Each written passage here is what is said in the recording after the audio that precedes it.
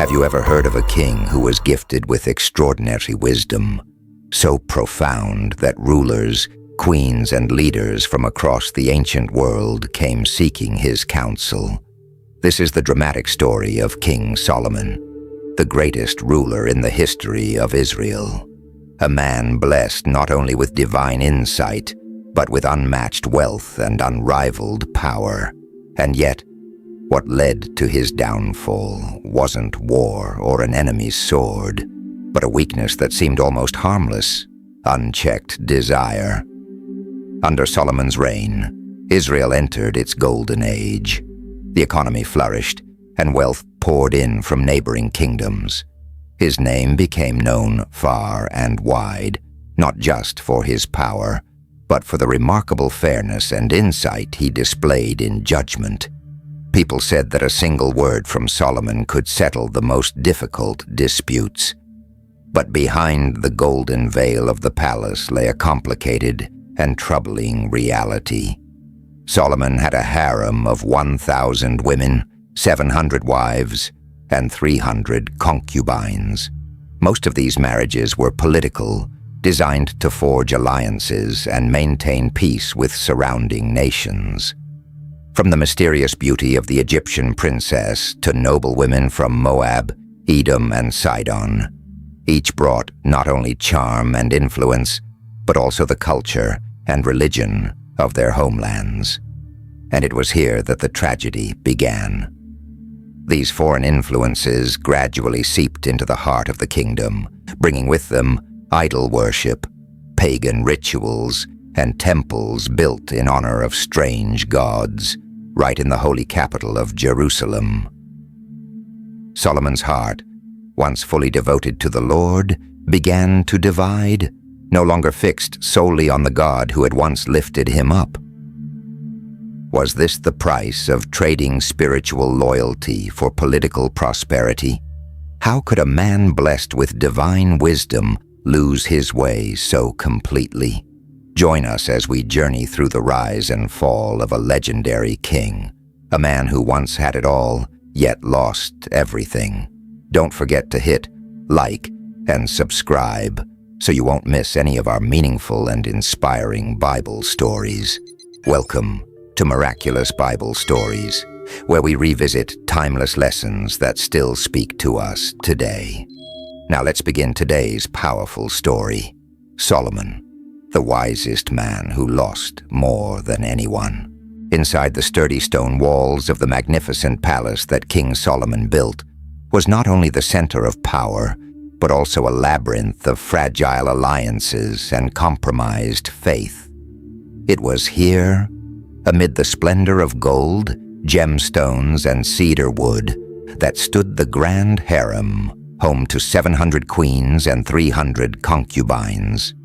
Each woman was not only a symbol of beauty, but also a link in a complex diplomatic network stretching from Egypt to distant lands like Sidon, Moab, Ammon, and Edom. At first glance, it appeared to be a brilliant strategy. These royal marriages fortified Israel's position, expanded trade routes, and ensured peace with neighboring powers. Solomon was not only a king, but a master diplomat.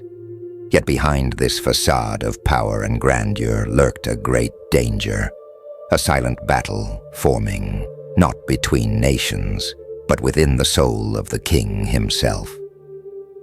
The princesses from faraway lands did not come alone. They brought with them their beliefs, rituals, and idols. Statues of Ashtoreth, Molech, and Chemosh began appearing in hidden corners of the palace. Foreign incense drifted through the hallways that were once sacred spaces devoted solely to the worship of the God of Israel. Gradually, the songs praising Yahweh were drowned out by hymns to foreign deities, echoing under the roof of the very palace built by the man who had once constructed a temple to the Lord. In the beginning, Solomon held fast to the wisdom God had given him. He understood the covenant of his forefathers and knew that Israel was to worship only one true God. But over the years, as his affections for his wives deepened, His faith began to waver. His love for God was slowly replaced by indulgence, compromise, and complacency. The whispers of the queens began to grow louder than the voices of the prophets. The foreign gods that had once been silently tolerated now demanded offerings. Sacred loyalty became divided, and with that the first cracks in the foundation of Israel's faith began to show. What was once a symbol of peace and unity had now become the seedbed of conflict and division. The palace became a battleground where queens competed for influence, subtly manipulating events behind the scenes, weakening the stability Solomon had worked so hard to establish. But this story is more than just a political drama. It is a spiritual battle, where Solomon, once a witness to the glory of God descending upon the temple, was slowly drifting away from the very source of his wisdom and strength.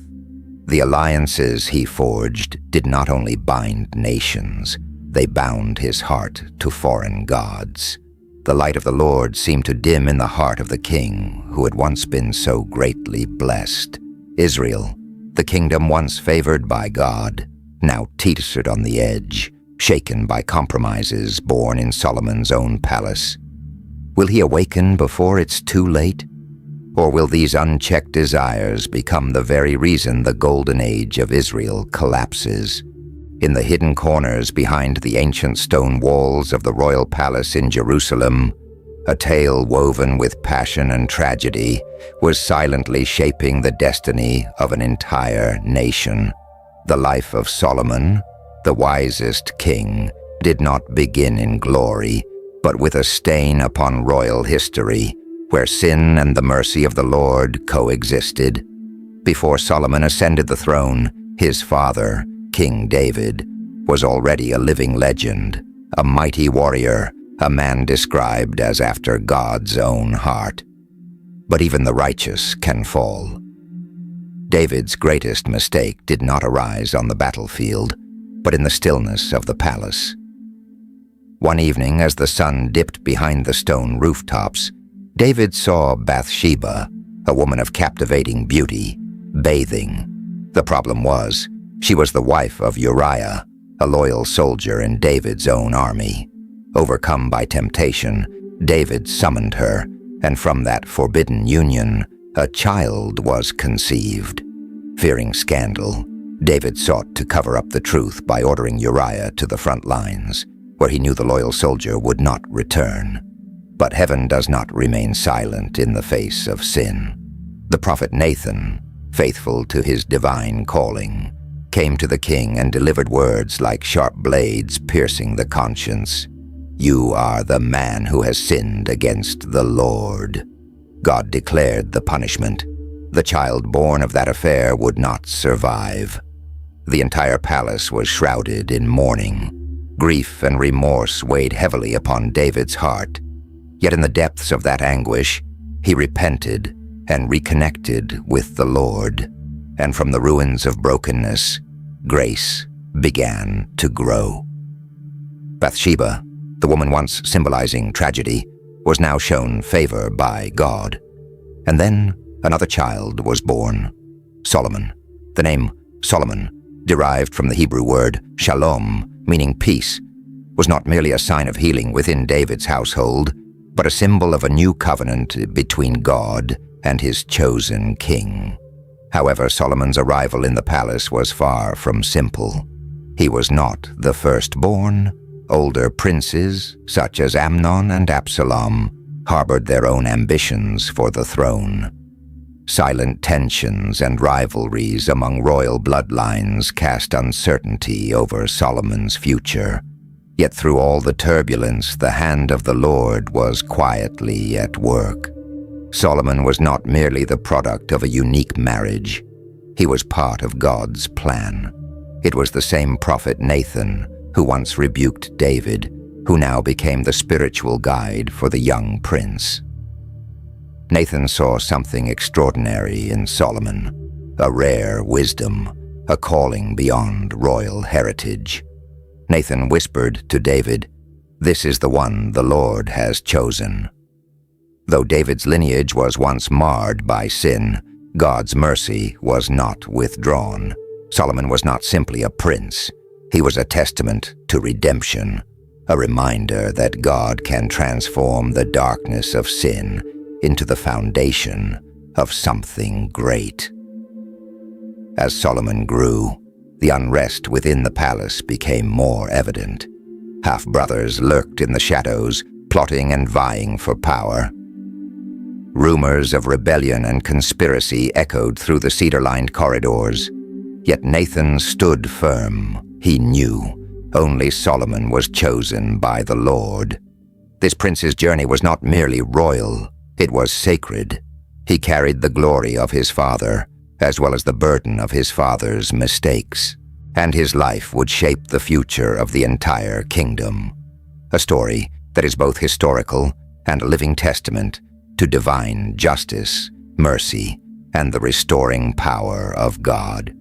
Solomon was only at the beginning of his journey, a journey woven by divine will, yet filled with spiritual trials that would determine the fate of a nation. Solomon was not merely raised as a prince. He was prepared for a sacred calling. From a young age, his life was shaped by a rare combination of royal education and deep spiritual mentorship. Though born into the luxury of the palace, his path to the throne was never guaranteed. For in Israel, kingship was not simply inherited by bloodline, but confirmed by the calling of God himself. The one who played the most pivotal role in this preparation was none other than the prophet Nathan, a man not only endowed with prophetic authority, but also a symbol of truth and courage. He was the same prophet who once fearlessly rebuked King David for his sin, and now he quietly laid the foundations for Solomon's future. Nathan was more than a court advisor. He was the shepherd of the young prince's soul. In the quiet chambers of the palace, away from the noise of political ambition, Nathan taught Solomon not only the laws of leadership and governance, but the sacred covenant between Israel and the Lord. He passed down the teachings of Moses, the Psalms of David, and the divine promises made to God's chosen people. Solomon didn't just study history. He learned faith, reverence, and the true definition of a righteous king, not one who triumphs in battle or hoards riches, but one who walks faithfully with the God of Abraham, Isaac, and Jacob. Nathan didn't merely instruct. He saw something deeper in Solomon. In the young prince's eyes was an unusual spark, a potential he believed came from the Lord.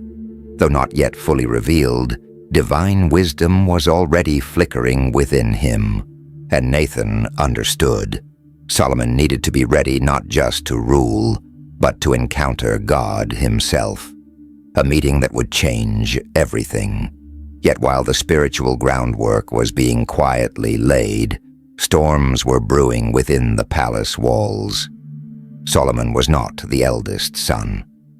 Other princes, especially Adonijah, bold and ambitious, had already begun plotting to seize the throne. The eyes of the royal court turned toward power, not divine purpose. Nathan recognized the danger. This was more than a political struggle. It was a threat to God's plan. Without delay, he sought out the aging King David and reminded him of his oath. "Did you not swear that Solomon would succeed you? Now is the time to fulfill your word."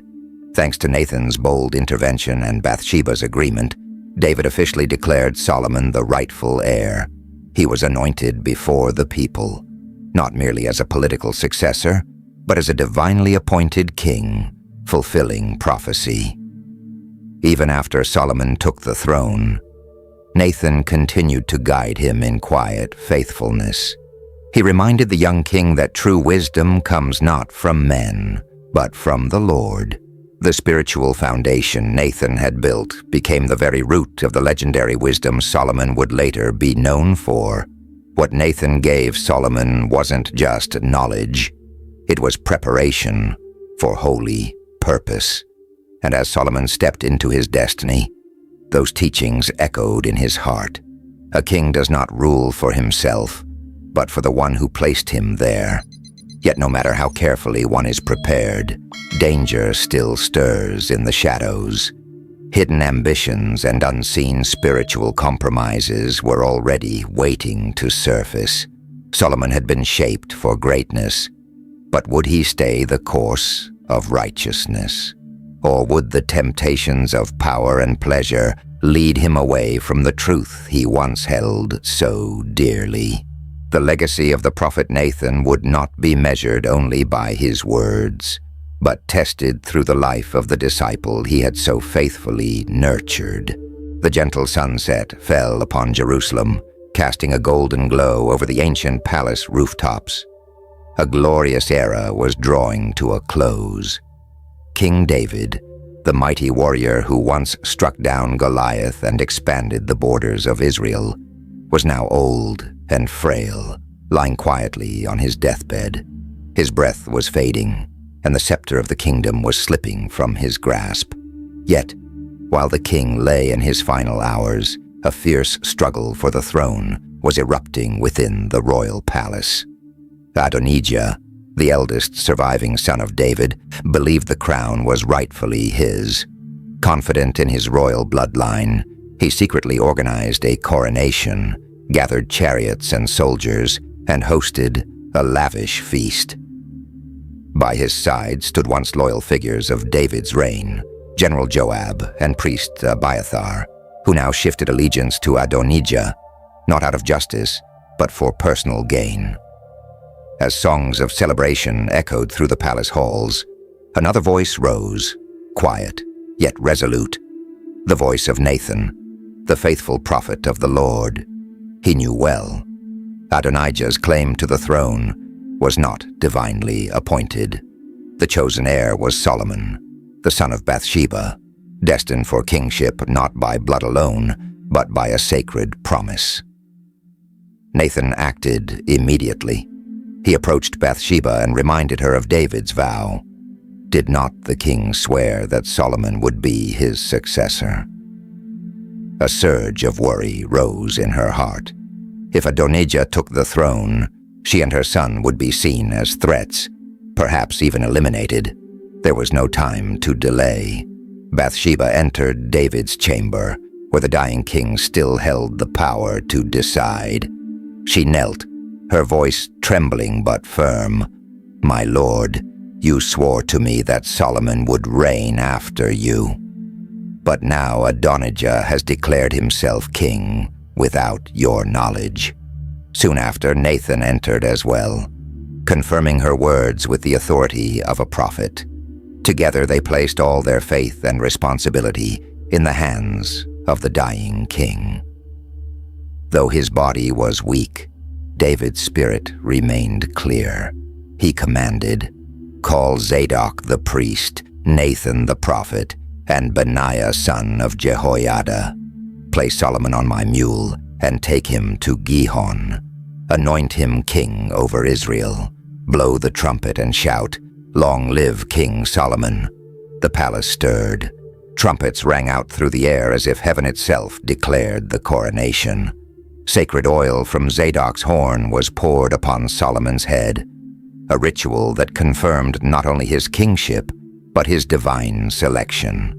Cries of celebration filled Jerusalem. "Long live King Solomon." Meanwhile, Adonijah's feast fell silent. The news struck him like a cold blade. The true king had risen. Fear seized him, for he knew he had defied the will of God. Though young, Solomon was not naive. He understood that the throne he had just claimed was not yet secure. On his deathbed, David summoned his son and delivered his final words. Not merely a farewell, but a commission. "Be strong. Act like a man. Keep the commands of the Lord your God. Walk in his laws and decrees. If you do this, you will prosper in all you do." But David did not forget the unresolved dangers. Adonijah, Joab, and the others who conspired. remained threats to the realm. Thus Solomon's early days were not marked by glory, but by the execution of justice. Adonijah was initially spared, but when ambition stirred in him once more, Solomon did not hesitate. He ordered the execution of his brother, a painful but necessary decision to secure the kingdom's stability. The kingdom was now at peace. The prince had become king. But one question remained. Would Solomon remain faithful to the Lord, as his father had instructed, or would he lose his way under the weight of power and temptation? A golden reign had begun, but at the same time, the seeds of trial were quietly sown. The crown had just been placed upon his head, and Solomon was immediately confronted with the heavy reality of being a young king. The kingdom left behind by his father David, though rich and vast, was fragile. Scars from the struggle for the throne still lingered, and threats from neighboring nations remained ever present. With a burdened heart, Solomon journeyed to Gibeon, a high and sacred place, to offer sacrifices. The temple had not yet been built, but his soul longed for the presence of the Lord. There, he offered 1,000 burnt offerings, not merely as an act of reverence, but as a heartfelt plea for divine guidance. That very night, as the scent of offerings still rose into the heavens, God appeared to Solomon in a dream. The brilliance of his presence filled the young king with awe and holy fear. A voice from heaven echoed, "Ask what you wish, and I will grant it." An unparalleled opportunity. Before Solomon lay the chance to request limitless power, glory, wealth, the defeat of his enemies, anything by a single request. Yet instead of seeking power or personal gain, Solomon revealed the true nature of his heart, a heart that recognized the impossibility of ruling by mere human strength. He replied, "O Lord my God, you have shown great kindness to my father David, because he was faithful to you. Now you have made me king in his place, but I am only a child, unsure how to govern.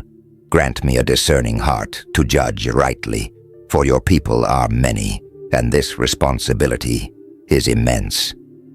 Heaven seemed to pause at such a humble plea, and then the Lord said, "Because you have not asked for long life, or riches, or the death of your enemies, but instead have asked for wisdom to govern justly, I will grant you a heart so wise that none before you nor after you will compare. And beyond that, I will give you what you did not ask for, both wealth and honor. And if you walk in my ways as your father David did, I will also grant you a long life." Solomon awoke, overwhelmed. The dream was no illusion. It was a sacred covenant, a divine affirmation. Upon returning to Jerusalem, his first act was not to celebrate, but to approach the Ark of the Covenant, the dwelling place of God, to worship and offer sacrifices, this time not out of anxiety, but from a heart full of gratitude. Soon after, the wisdom given by God began to manifest clearly. A case was brought before the throne, a trial that would become a living testimony of Solomon's extraordinary discernment. 2 women arrived, carrying a single infant and a painful story.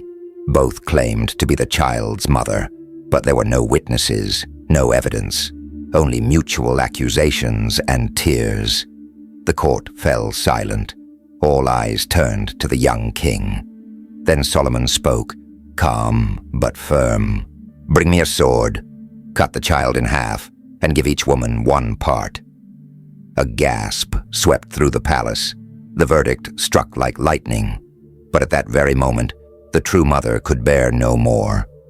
She cried out and fell to her knees. "Please, my lord, do not kill the child. Give him to the other woman." But the other woman said coldly, "Yes, divide him. Let neither of us have him." Their reactions revealed the truth. Solomon immediately declared, "Give the child to the first woman. She is his mother." The story spread throughout Israel, astonishing and inspiring the people. The young king was not merely ruling by lineage. He was a man endowed with divine wisdom to judge righteously and guide the people with truth. And so, the legend of King Solomon began. But alongside the fame came a quiet warning. The covenant of God remained. If he continued to walk in righteousness, wisdom would remain a lasting blessing. But should he stray from the Lord, even the greatest wisdom would not be enough to uphold the kingdom. The seed of a glorious reign had been sown, but already whispers echoed through the royal chambers, warnings of all that could be lost, should the heart drift from the truth.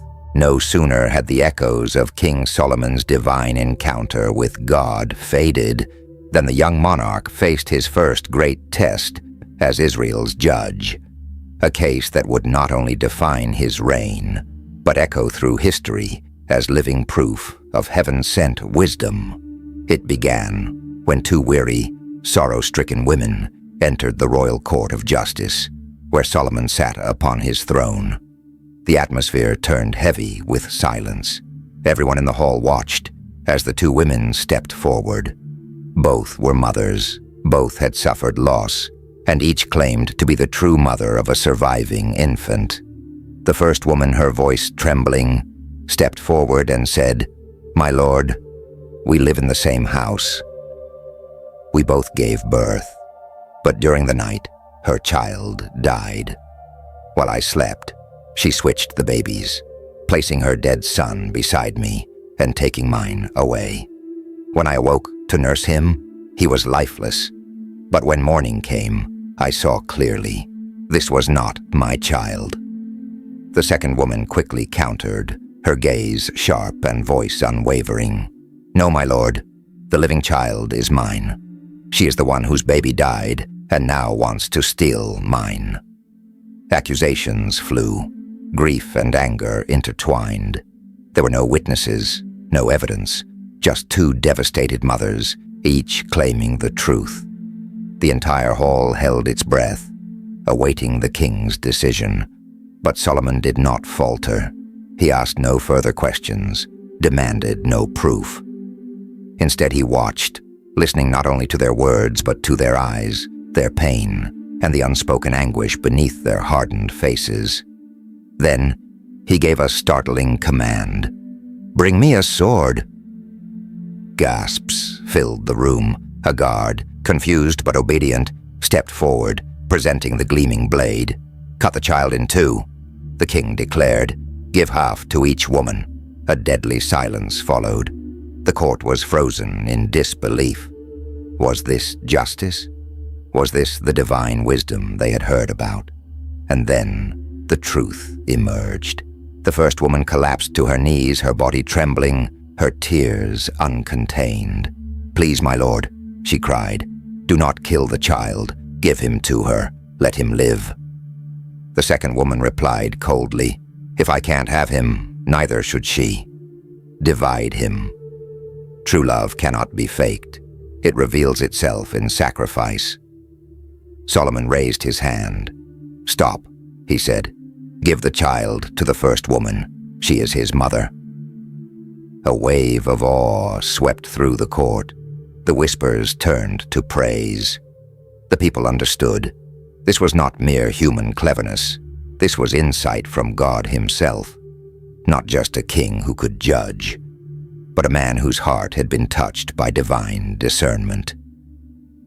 Word of the judgment spread rapidly across the land, from the smallest villages to the grandest cities. People everywhere said, "Surely God has given King Solomon his wisdom to administer justice." But this trial was more than just a moment of glory. It was a declaration. Solomon's reign was not just about ruling by law, but leading with a heart aligned with God's righteousness. Still, no matter how wise, the weight of the crown would only grow heavier. The question was not whether Solomon had been given wisdom, but whether he would keep it. Would he continue to live with the integrity shown that day, or would he in time be swayed by the temptations of power, wealth, and palace intrigue? The lesson of the two mothers was not only about justice, it was a test of the heart. Was Solomon truly guided by the Spirit of the Lord? That day, he proved to the nation he was more than a ruler. He was a vessel chosen by God to carry out justice with divine clarity. The morning sun bathed the hills surrounding Jerusalem, covering the city in a warm golden glow. Once a humble capital under King David's reign, Jerusalem now stood at the threshold of a sacred transformation, the building of the temple, the dwelling place of God among his people. Solomon, the young king blessed with wisdom from heaven, had not only been given authority to rule, but was entrusted with a mission far beyond power or wealth, to fulfill the divine promise made to his father.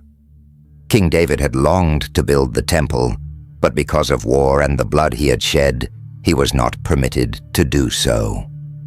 Now, Solomon understood. This was not merely a structure of stone and gold, but the realization of a covenant, a place where heaven and earth would meet. Every stone, every cedar beam, every detail overlaid with gold was an offering to the holiness and faithfulness of Yahweh. Driven by the fire of this calling, Solomon sent a message to King Hiram of Tyre, renowned for his master builders and the finest materials of the age. In his letter, Solomon wrote, "My father David could not build a temple for the name of the Lord because of the wars that surrounded him. But now, the Lord has granted peace, and I intend to build a house for his name, just as he promised my father." Moved by Solomon's wisdom and the favor of God upon him, Hiram gladly responded. He sent rare cedar logs from Lebanon, fine almug wood, and skilled craftsmen capable of turning the dream of the holy sanctuary into reality. In return, Solomon provided vast quantities of grain, wine, and olive oil, a partnership built not on politics, but reverence for the Lord. The work began. Tens of thousands of artisans, stonecutters, and laborers began their tasks on the mountains and at the quarries. Out of reverence for the sacred site, every stone was carved and finished at the quarry, so that no hammer or chisel would be heard on the temple grounds. It was holy ground, meant to be raised in silence, just as God had commanded. Over 7 years, the temple gradually took shape, with dimensions carefully measured, 60 cubits long, 20 wide, and 30 high. The most holy place, where the Ark of the Covenant would rest, was constructed with absolute precision as the dwelling place of God among his people. Inside, every wall was paneled with cedar, carved with cherubim, palm trees, and open flowers, all overlaid with pure gold. The altar was cast in bronze, the doors made of olive wood inlaid with gold, engraved with heavenly figures to guard the sacred space. But the temple was more than an architectural marvel. It was the very symbol of the relationship between Israel and God. When the final stone was placed, Solomon summoned the elders, the priests, and the entire assembly of Israel to witness a momentous event, the temple dedication ceremony. The Ark of the Covenant, the most sacred emblem of God's covenant with Israel, was brought into the temple with deep reverence. The priests, dressed in white linen, carried the ark on poles, while the Levitical choir raised their instruments, trumpets, harps, and songs of praise. Give thanks to the Lord, for he is good. His steadfast love endures forever. Then, at the holiest moment, a thick, radiant cloud filled the temple. The glory of the Lord, known as the Shekinah presence, descended so powerfully that the priests could no longer stand to minister. God had come to dwell among his people. Solomon stood before the congregation and raised his hands toward heaven. He did not boast of his own accomplishments, but bowed before the Almighty. O Lord, God of Israel, there is no God like you in heaven above or on earth below. Even the heavens, the highest heavens, cannot contain you. How much less this house that I have built. May your eyes be open toward this place, and may you hear the prayers offered here. The people knelt, and worship echoed throughout the city. From that moment, the temple was no longer just a building. It became the heart of a nation, where earth touched heaven, and prayers rose like incense before the throne of God. Yet amidst the glory and celebration, a solemn warning lingered. The presence of God would remain only as long as Israel remained faithful. If Solomon or the kings after him turned away to follow foreign gods, this very temple would become a heap of ruins, a sign and a warning to all. At that moment, the city rejoiced. The temple shone brilliantly in the heart of Jerusalem, like a beacon of faith. But within its sacred walls, the first signs of spiritual compromise were already beginning to appear. Would the divine wisdom be enough to keep the king's heart steadfast? Or would gold, political power, and marriage alliances gradually draw him away from the Lord? The temple was completed, but Solomon's story was still being written. Jerusalem had now been utterly transformed. From a modest capital under King David to a radiant jewel of the ancient world, at its heart stood the magnificent temple, the dwelling place of the Lord among his people. But not far from it rose another equally splendid structure, the palace of King Solomon, a symbol of the kingdom's peak of power and prosperity. The palace was not built hastily. For 13 years, longer even than the construction of the temple, every stone, every panel of cedar wood, every detail overlaid with gold was chosen with meticulous care. It was not merely a residence. Solomon's palace was a testament to the glory of his reign and a mark of God's favor upon Israel. The vast palace complex included a network of harmoniously linked buildings: the House of the Forest of Lebanon, the Hall of Pillars, the Hall of Judgment, and the private royal residence. Among them, the House of the Forest of Lebanon stood out, a grand hall lined with towering cedar columns, evoking the imagery of northern forests. Sunlight streamed through tall windows, casting golden reflections across walls of imported stone and fine wood. This was where diplomatic envoys from across the known world came to meet King Solomon. Dialogues, negotiations, and alliances were forged here, amidst incense, brilliance, and the majesty of the royal court. The Hall of Pillars and the Hall of Judgment were the centers of power, where justice was proclaimed. The ivory throne overlaid with gold, set atop 6 steps, and flanked by 12 carved lions, symbolized not only royal authority, but also divine power bestowed by the Lord. The king's private quarters were crafted to embody both opulence and sanctuary. Shaded gardens, trickling fountains, and intricately inlaid stone walls created a serene retreat, where Solomon could find a moment of stillness amid the weight of kingship. Wealth poured in from every corner of the world. Gold was used without measure, and silver, according to contemporary accounts, was as common as stones on the streets of Jerusalem. Luxurious materials like marble, Tyrian silk, jewels, and precious stones from faraway lands adorned every corner of the palace. But what truly marked this era as a golden age was not just its grand structures, but the nation's prosperity as a whole.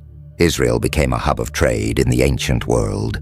Merchant fleets from Ophir, Egypt, and the East docked continually, bearing spices, rare woods, gold, and gems. Neighboring nations vied to pay tribute, not merely to maintain peace, but to be aligned with the rising power and wisdom that emanated from Israel. Solomon's alliances extended beyond commerce.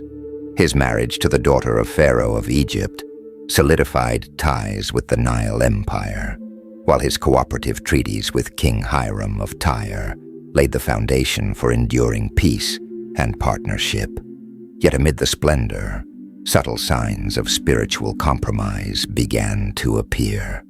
Signs noticed only by the truly watchful. The heart of Solomon, once wholly devoted to the Lord, began to waver. Foreign princesses from distant lands brought not only their beauty and customs, but also their idols and foreign worship. Statues of Ashtoreth, Molech, and other gods began to appear on private terraces, not flaunted, but not hidden either. A dangerous silence settled over the palace, as if a quiet concession had begun, unspoken, yet undeniable. Israel stood at its zenith, but the cost of such prosperity was growing uncertain.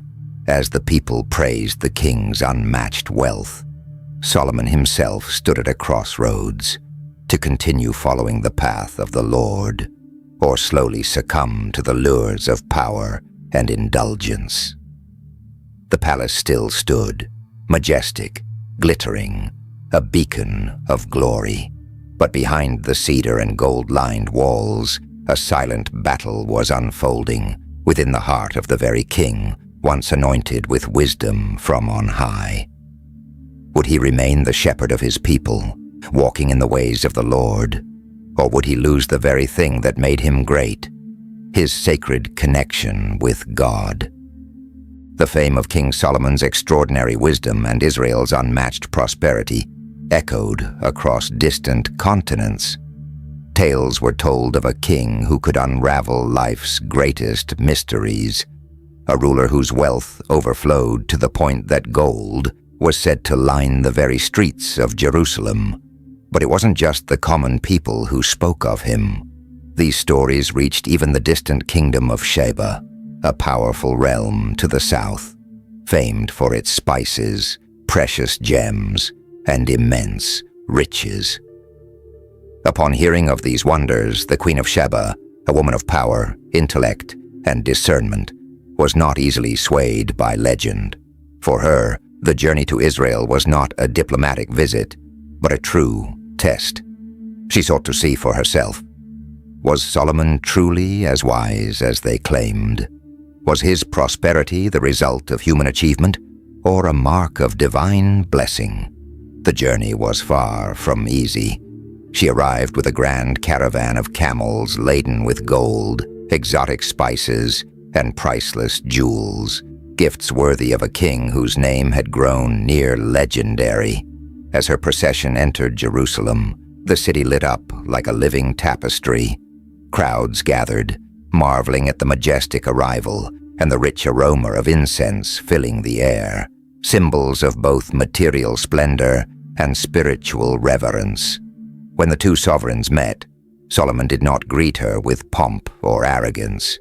Instead, he welcomed her with calm dignity, grace, and the wisdom she had come to witness firsthand. The Queen of Sheba was not easily impressed. She challenged him with difficult questions, intricate riddles, and deep philosophical dilemmas. Her inquiries were not meant merely to test intelligence, but to probe the heart, to see how he understood justice, life, and the mysteries of the divine. Yet Solomon, endowed with wisdom from the Lord, answered each question with clarity, insight, and spiritual depth. His responses were not only intellectually sound, they were grounded in truth, flowing from the principle he lived by. The fear of the Lord is the beginning of wisdom. The queen was not only moved by his answers, she was awestruck by the order of his court, the beauty of his palace, the organization of his officials, and above all, the reverence Solomon held for God in his leadership. Overwhelmed, she exclaimed, What I heard in my land was true, but I did not believe it until I saw it with my own eyes. Indeed, not even half was told. How blessed your people must be to serve under a king so wise." She offered him 120 talents of gold, vast quantities of spices, and precious stones of a kind never before seen in Jerusalem. Solomon, generous in spirit, responded in kind, not only with treasures and gifts from Israel, but with something greater, a glimpse into the spiritual heritage of a people in covenant with the Lord. Though the visit was marked by mutual honor and friendship, beneath the surface lay a subtle warning. As wealth was displayed, foreign alliances forged, and influence expanded, so too did the quiet test of the heart begin. The queen had come in search of wisdom, and she found it. But the lingering question remained: would Solomon continue to seek God as the true source of wisdom? Or would the allure of riches, power, and reputation slowly draw him away from the foundation of faith that had lifted him so high? As the queen's caravan journeyed back south, carrying tales of a remarkable king and a glorious kingdom, Solomon remained in his splendid palace, facing a quieter challenge.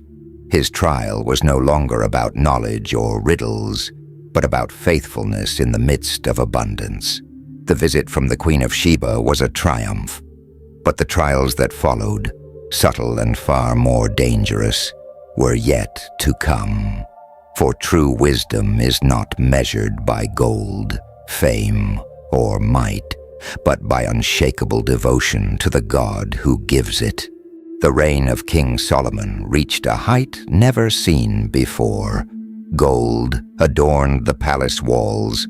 The temple of the Lord stood tall like a heavenly beacon in the heart of Jerusalem, and Solomon's wisdom echoed throughout the ancient world. People revered him, and kingdoms submitted to his rule.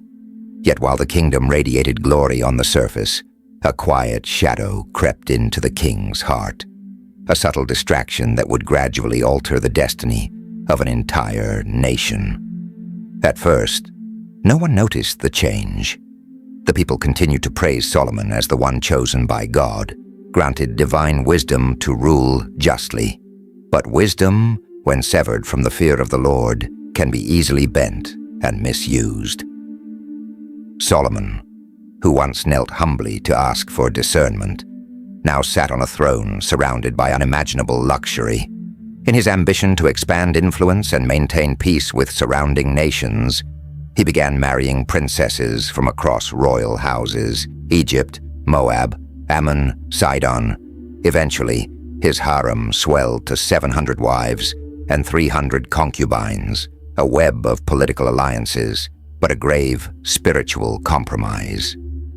These wives came not empty-handed. They brought with them their cultures, their beliefs, and their gods.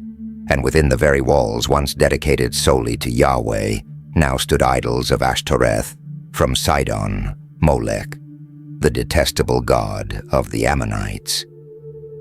The incense rising was no longer only for the Lord, but for deities that encouraged depravity, even child sacrifice. At first, Solomon remained silent, thinking it was merely a cultural matter that wouldn't affect his personal faith. But a heart divided soon grows numb to the voice of conscience. The wisdom once given by God began to erode, replaced by complacency, compromise, and confusion.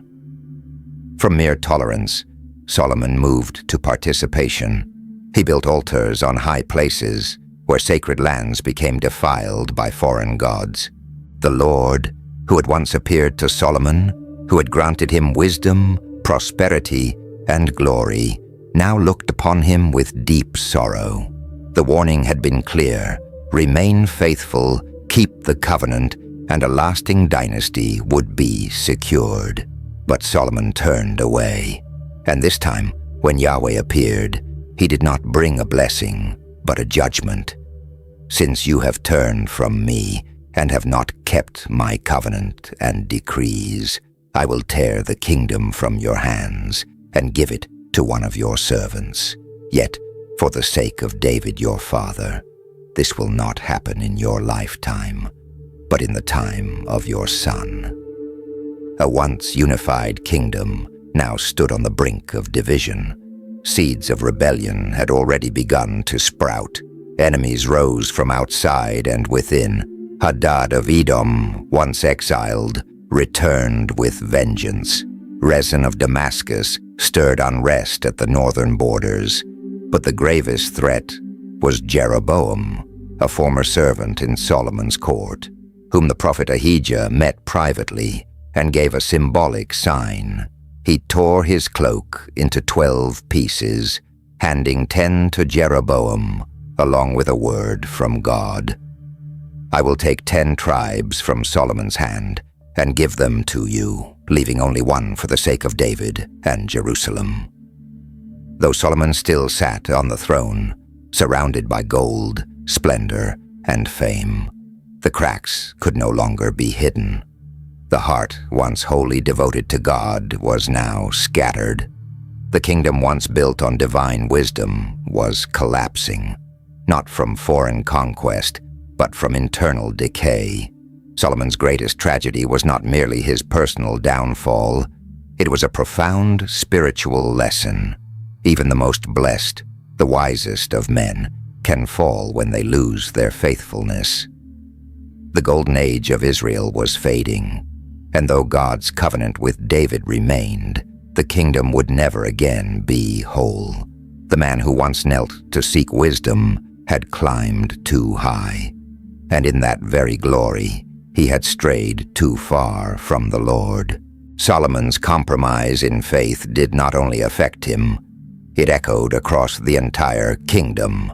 Israel, a nation once united, prosperous and graced by the favor of the Lord, now stood on the brink of collapse. The golden age of the kingdom would not end with sword and war, but with the quiet erosion of faith in the very heart of the man once called the wisest of all. Gold and silver still shimmered in the palace, and Solomon's name still commanded awe across nations. But what was most precious, the covenant between Israel and the Lord, had begun to fracture. Altars erected to foreign gods like Ashtoreth of the Sidonians, Chemosh of the Moabites, and Molech of the Ammonites stood as silent witnesses to the spiritual decline of the king who once built the temple of the Lord. Where once songs of praise to God had rung out, now clouds of incense rose in worship of idols. It was in this very moment that the word of the Lord came again, but not as before, to bless, but to warn. The Lord, who had appeared to Solomon twice, now pronounced judgment. "Because you have turned your heart away from me and have not kept my commandments and statutes, I will tear the kingdom from your hands and give it to a servant. Yet for the sake of David your father, I will not do it in your lifetime, but in the days of your son." This decree marked the end of the dream Solomon had labored to build. The kingdom would not be divided by outside enemies, but from the unfaithfulness of its own throne. And yet, even in judgment, God remained merciful. For the love of David, his faithful servant, he would preserve a remnant. One tribe, Judah, would remain. Jerusalem, the city where he had placed his name, would not be entirely forsaken. But the consequences had begun to unfold. Enemies once subdued under David began to rise again. Hadad, an Edomite who had gone into exile after David's conquest, now returned with vengeance, stirring unrest in the south. Rezin of Damascus, a rebel leader, had established his own kingdom and harassed the northern borders relentlessly. But the greatest threat did not come from without. It rose from within. Jeroboam, once a loyal servant in Solomon's court, had risen through the ranks due to his leadership skill. Yet behind that loyalty simmered a quiet ambition. He would become the instrument of a prophetic turning point. The prophet Ahijah, clothed in a new robe, met Jeroboam on a deserted road. There, he tore the robe into 12 pieces, a powerful act of symbolism, and gave 10 to Jeroboam.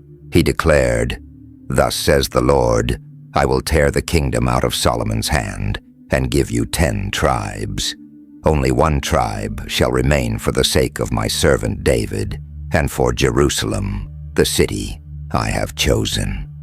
Though it was a message of division, within it lay a whisper of hope. "If you walk in my ways, keep my commandments, and follow my laws, I will establish a lasting house for you, as I did for David." When Solomon heard of this, instead of repenting, he was consumed with fear. He did not return to the God who had given him all his glory, but sought to kill Jeroboam. Yet Jeroboam fled to Egypt, where Pharaoh Shishak offered him protection, awaiting the day when prophecy would be fulfilled. In Israel, instability could no longer be hidden beneath the golden sheen of the palace. Cracks were becoming visible. The kingdom that once unified 12 tribes under faith and Davidic leadership was now crumbling because the king's heart had strayed from the Lord. The Lord, who had brought Israel into its golden age, remained faithful to his promise. But now, his warning had been spoken. Judgment was near. The reign of Solomon, which began with wisdom and peace, would end in the shadow of disobedience. The question remained, would the next generation learn from this fall? Or would the kingdom continue to drift, severed from the covenant that had once made them a light to the nations? The seed of division had been sown, and now the harvest was drawing near. The final years of King Solomon's life were not marked by victory or glory, but by deep regret. Though his palace remained majestic, and the temple of the Lord still stood in splendor at the heart of Jerusalem, the light in the king's soul had dimmed.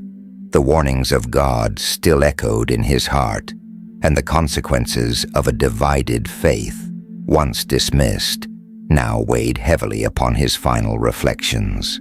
No longer the triumphant king who once welcomed the Queen of Sheba in splendor, Solomon had become a solitary man, looking back on his life not through the lens of power, but with the eyes of one who had tasted everything: wisdom, pleasure, power, and the sorrow of drifting away from God. From those reflections, he penned words unlike any he had written in his youth. No longer praises of triumph or declarations of wisdom, but raw, humbled truth. Vanity of vanities, all is vanity. These were the opening words of Ecclesiastes, the final and perhaps most personal writing of Solomon's life. This book was not a celebration of knowledge, but a lament. Not because Solomon lacked experience.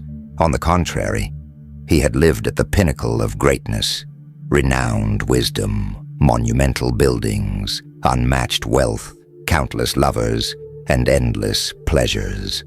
He had summoned scholars from across the world, built wonders, amassed silver like stones, and surrounded himself with hundreds of concubines.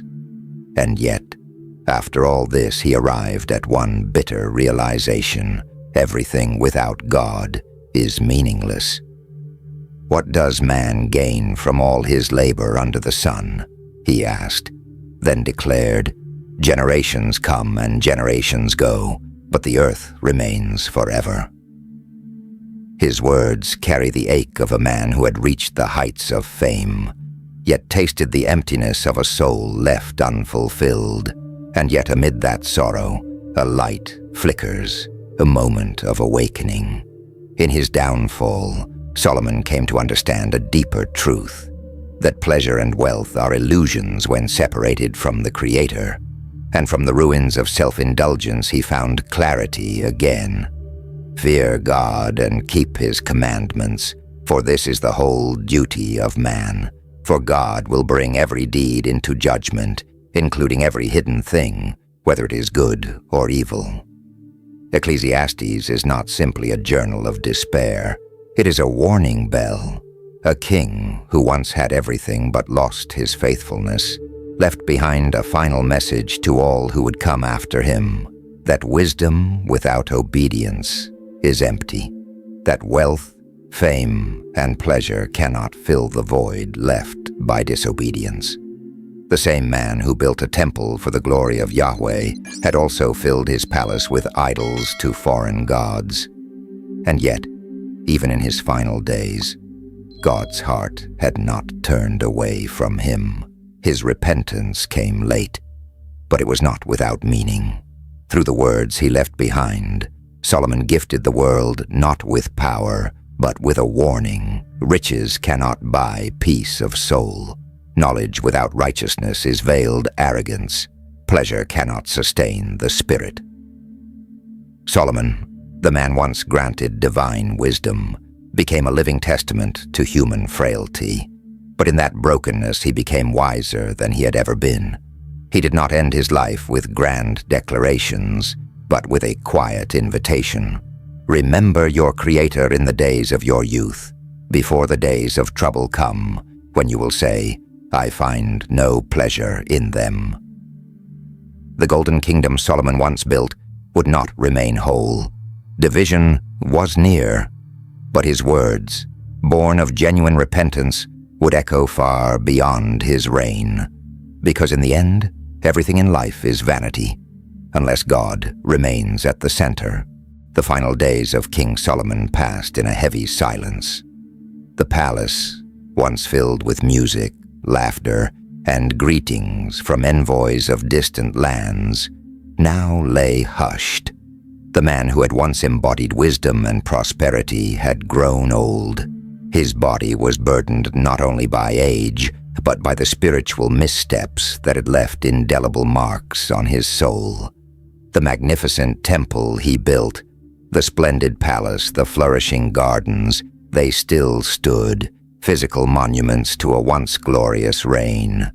But the man once chosen by God, once gifted with unmatched wisdom, now bore a heart weighed down with regret, witnessing his kingdom begin to fracture from within. The voice of the Lord no longer came in dreams as before, but his warning echoed loud in the present.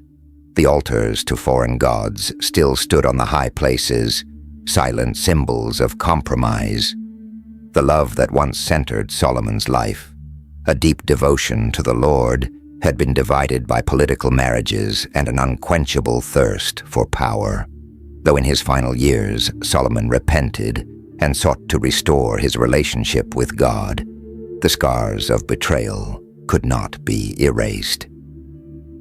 In the quiet chambers of the royal palace, his breath grew slower, his strength waned. The wisdom that once made the world stand in awe was now mingled with sorrow, for lessons learned too late. The man who had built the temple of the Lord now saw cracks in the very foundation of the kingdom he had built. Perhaps in those last moments, he recalled his own words, "There is a time for everything, a time to be born and a time to die." Solomon, who had reached the peaks of fame, power, and pleasure, now faced a sobering truth. Wealth cannot shield the soul from judgment. And he concluded, "Fear God and keep his commandments, for this is the whole duty of man." After 40 years of rule, a reign marked by wisdom and unparalleled prosperity, Solomon, son of David, the builder of the temple, breathed his last. But his death did not end his influence. His writings still echo through time. Proverbs with its practical wisdom, Song of Songs as a hymn to pure love, and Ecclesiastes, a somber meditation on life's meaning, continue to teach generations. Though Solomon fell, his words bear both divine truth and human frailty. He reminds us, the fear of the Lord is the beginning of wisdom. Yet the spiritual legacy he left behind also bore consequences. The kingdom passed to his son, Rehoboam, rich in treasure, but lacking unity. The seeds of idolatry and division that Solomon had sown in his later years had already taken root. And when Rehoboam, instead of heeding wise counsel, chose arrogance and oppression, the kingdom's fracture became reality. 10 northern tribes broke away, forming their own nation under Jeroboam, leaving only Judah and Benjamin loyal to the house of David. The once united and radiant kingdom was now split, not by invading armies, but by a heart no longer wholly devoted. The fall of Solomon's dynasty stands as an eternal warning. Wisdom, even when from God, becomes useless without obedience. Wealth, power, and intellect, without a foundation of righteousness, fade like dust. Spiritual compromise, even the smallest, can be enough to shatter the strongest foundations. Yet Solomon's life was not merely a tragedy. It is a mirror of immense value, a man who had everything, who learned the greatest truth of all, that without God, everything else is meaningless. And so, Israel's golden age came to an end, not with swords or fire, but with the quiet fading of a heart that once fully belonged to God. The temple still stood, the wisdom writings remained, but the soul of the nation had fractured. Amid all the tales told of Solomon's life, one message continues to echo through time. Nothing has meaning unless God is at the center of it all. Among all the glorious and enigmatic tales of King Solomon's life, none is more captivating or mysterious than the legend of the magic ring. Though absent from the canonical Bible, this legendary artifact has been passed down through ancient texts and mystical traditions for centuries, igniting the imagination of generations. It is whispered that this ring was not merely a royal ornament, but a heavenly treasure. According to some ancient sources, the archangel Michael descended from the celestial realms and delivered the ring to Solomon. It was not forged from ordinary gold, but from divine power. Inscribed upon its surface was the sacred name of God, a symbol so holy that it bridged the visible and invisible realms under the rule of the anointed king. The ring was said to bestow upon Solomon supernatural authority, to command the winds, alter the weather, and most remarkably, exercise dominion over spirits and demons. Yet this power was not for personal gain or pride, but to administer divine justice and fulfill the purposes of the Lord. Legend has it that during the construction of the Temple of the Lord in Jerusalem, a monumental task requiring immense strength, Solomon used the ring to summon supernatural beings, compelling them to serve in this sacred labor. Under his command, these spirits silently moved massive stones, carved intricate patterns, and completed each detail precisely according to divine instruction. However, the ring's power extended beyond architecture. It granted Solomon the ability to discern truth from falsehood in the hearts of men, to unveil deception and pierce through darkness, an extension of the divine wisdom God had given him. Yet the legend is not merely a tale of power, but a profound warning. For even with a heavenly artifact in hand, Solomon was not immune to downfall. Some ancient versions recount that as the king's heart began to drift from the Lord, the ring's power began to wane. The spirits he once subdued began to whisper temptations, gradually drawing his heart toward idolatry and spiritual compromise. Some records even claim the ring was eventually lost, cast into the sea or hidden away, no longer to be possessed by any mortal, for no one was deemed worthy. Its disappearance mirrored the fracture of the Israelite kingdom, a sobering symbol that no object, no matter how powerful, could replace sincere faith and obedience to the Lord. Despite its mythical aura and fantastical color, the tale of Solomon's ring still holds a timeless truth. Any gift, be it wisdom or supernatural power, only truly endures when the heart of its bearer remains faithful to the one who gave it. That ring once symbolized all that Solomon could accomplish when he walked closely with God. But when his heart grew divided, when his faith diluted, the ring and the power it represented lost its meaning. Thus, the legend of Solomon's ring is more than an intriguing myth. It is a reminder.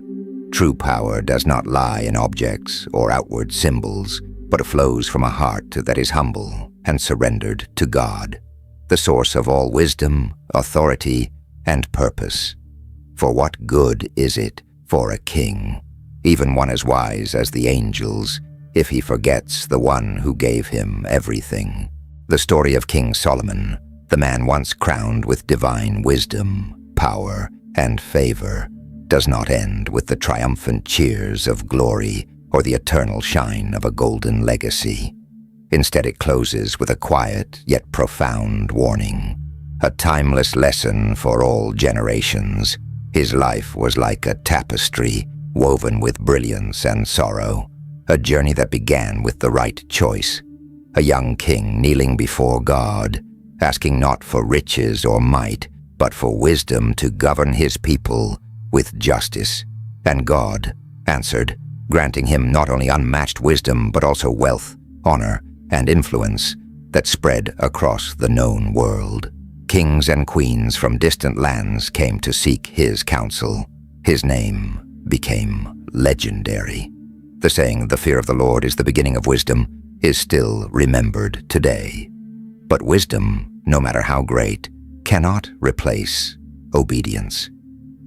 The heart that had once been illuminated by heavenly insight slowly darkened, drawn in by unrestrained desires for power, wealth, and political alliances disguised as royal marriages.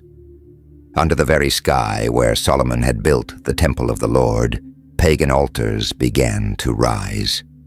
Small compromises, once seemingly harmless, turned into decisions that pulled his heart away from God. Though his reign ended in outward prosperity, his spiritual authority had crumbled. The kingdom, once united under the leadership of his father David, now stood on the edge of division. In his justice, God declared, "The kingdom will be torn in two, not during your lifetime, but during your sons."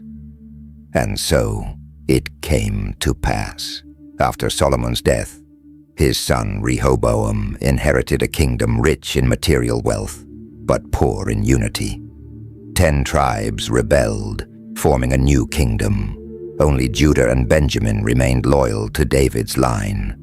Yet even in failure, Solomon left behind a priceless legacy, not in gold, temples, or palaces, but in his final writings, filled with repentance and awakening.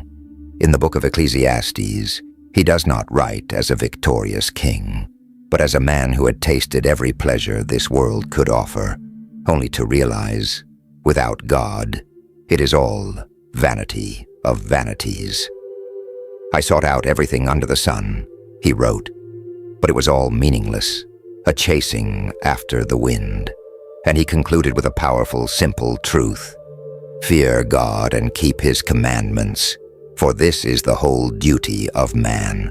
For God will bring every deed into judgment, including every hidden thing, whether good or evil." Solomon was a man who once walked closely with God, then strayed, but ultimately found his way back. He did not preach despair, but left behind a heartfelt invitation: return to the Creator, the one who remains faithful even when we are not. For the fear of the Lord is not just the beginning of wisdom, it is the foundation of life itself. And that is the deepest lesson from a king who once held everything, yet came to understand, without God, all is meaningless.